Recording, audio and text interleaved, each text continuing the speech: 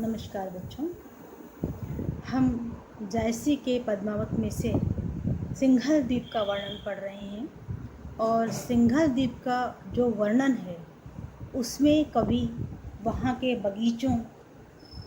बगीचों में निवास करने वाले पशुओं, पक्षियों और जीव जंतुओं तथा सिंघल द्वीप पर जो तालाब आदि हैं उनके माध्यम से यह संकेत करता है कि यहाँ एक तरह की अलौकिकता है। यह सामान्य स्थान नहीं है और यहाँ पहुँच करके साधक साधना की एक ऐसी अवस्था को प्राप्त कर लेता है जहाँ पहुंचकर वह सांसारिकता से मुक्त हो जाता है। इसका प्रमाण यह है कि वहाँ के पक्षी तक ईश्वर का नाम लेते हैं और यह कहते हैं कि हे ईश्वर, इस संसार में जो कुछ है वह आप ही हैं। देखिए चौथा पद, पांचवा पद देखिए बच्चों। बसहि पंखी बोलहि बहु भाखा, करहि हुलास देखि कै शाखा। भोर होत बोलहि चुह चुही, बोलहि पांडुप एकह तुही।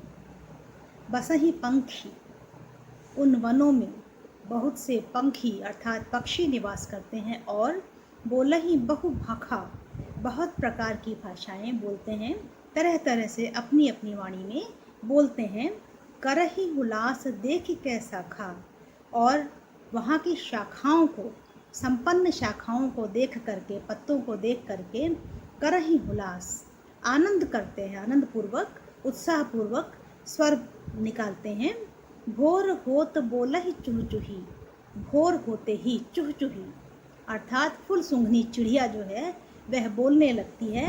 बोलहि पांडुक एक तुही, और पांडुक नामक जो सफ़ेद रंग का पक्षी है वह कहता है एक तुही, तुम ही हो हे परमात्मा, इस संसार में जो भी है वह एक तुम ही हो।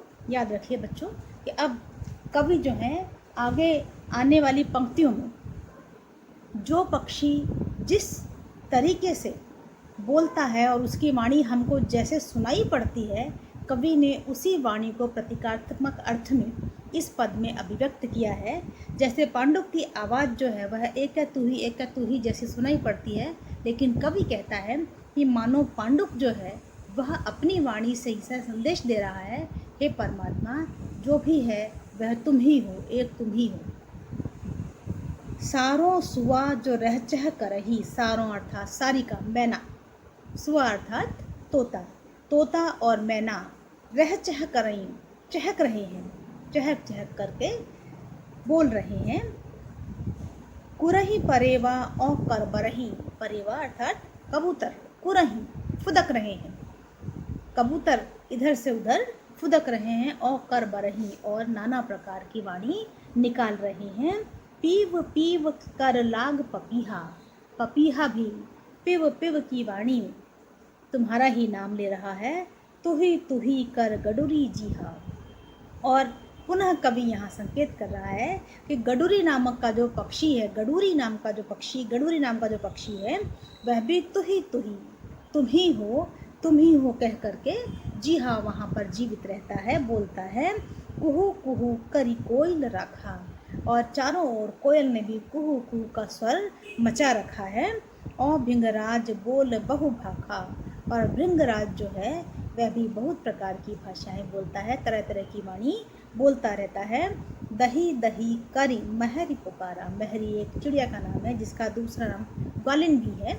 जो सामान्यतया संसार में ग्वालिनें अपनी दही जब बेचने निकलती हैं तो कहती हैं दही दही, और इसी से मिलते जुलती आवाज़ होने के कारण ग्वालिन चिड़िया के लिए या महरी चिड़िया के लिए कवि कहता है, वो क्या कहती है, दही दही।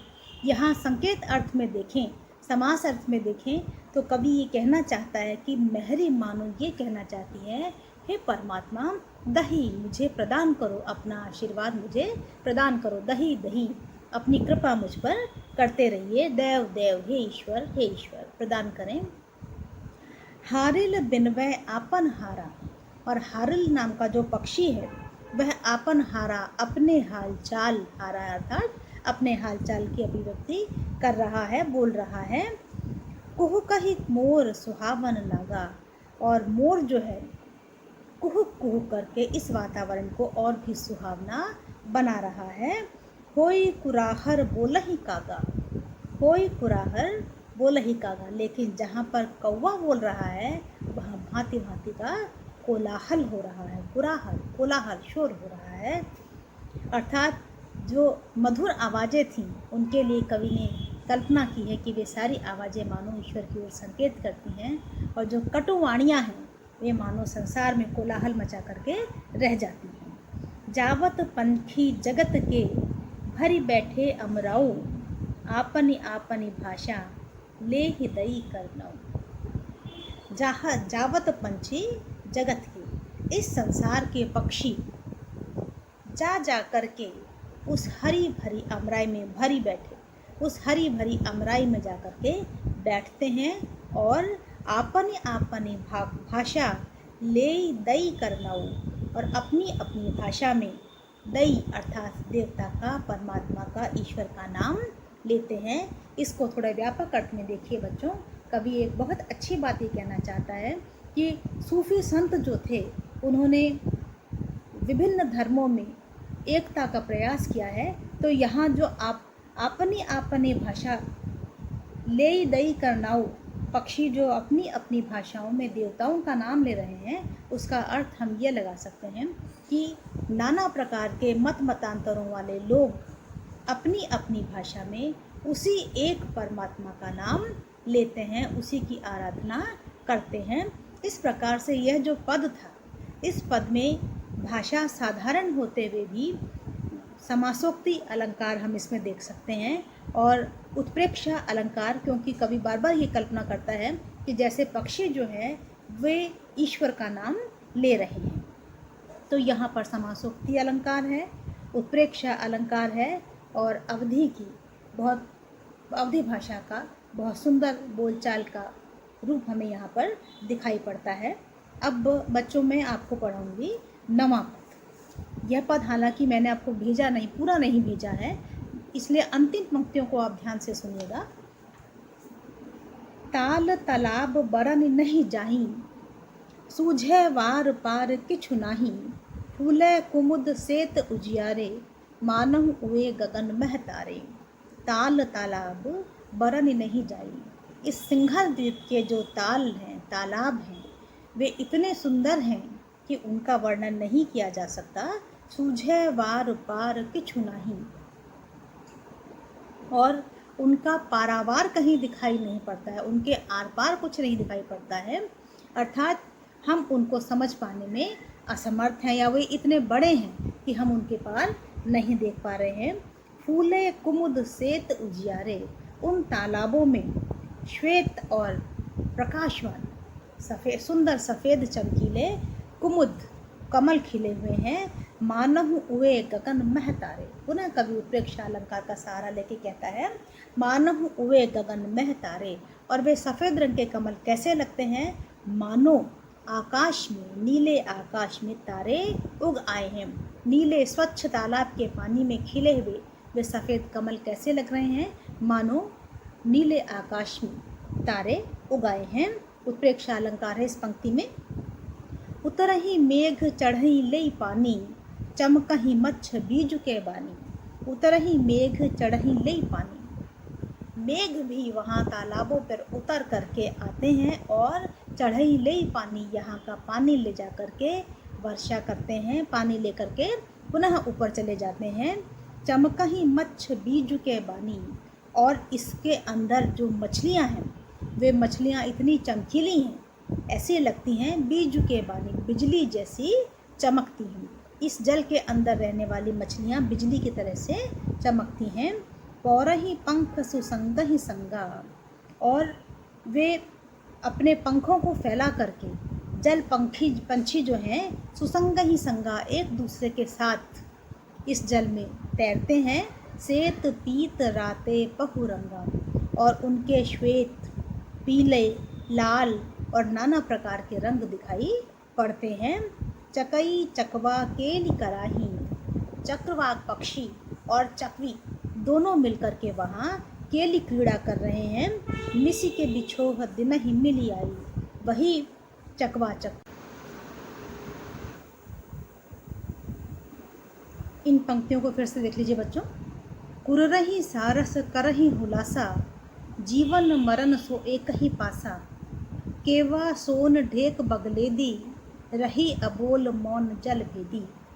कुररही सारस करही हुलासा, कि सारस जो हैं वे कलरव कर रहे हैं, कुरलव कर रहे हैं और हुलासा प्रसन्न हो रहे हैं। जीवन मरण सो एक ही पासा, ऐसा लगता है जैसे वे कहना चाह रहे हैं कि जीवन और मरण एक ही पासा अर्थात एक साथ ही होगा।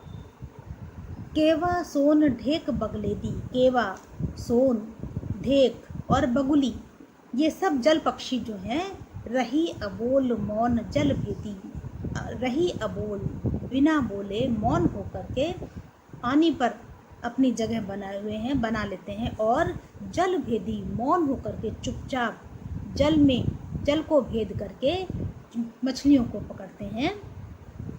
नग अमोल तेहि तालहि, दिनहि बरहि जस दीप। जो मर्जिया होय तह, सो पावे वह सीप। नग अमोल तेहि तालहि, और उस तालाब में अनमोल रत्न है, नग है, और वे ऐसे झिलमिलाते हैं कि उन्हें देख करके लगता है दिन ही बरहि जस दीप, जैसे दिन में ही दीपक झिलमिला रहे हों। जो मर्जिया होय तहाँ, जो मर्जिया अर्थात जो मरने का जोखम उठा सकता है, सो पावे वह सीप, वही इन नगों को, इन सीपों को प्राप्त कर सकता है। इन पंक्तियों में कवि ने कहा है कि ईश्वर की प्राप्ति केवल वही कर सकता है जो अपनी जान भी न्यौछावर करने के लिए तैयार रहता है।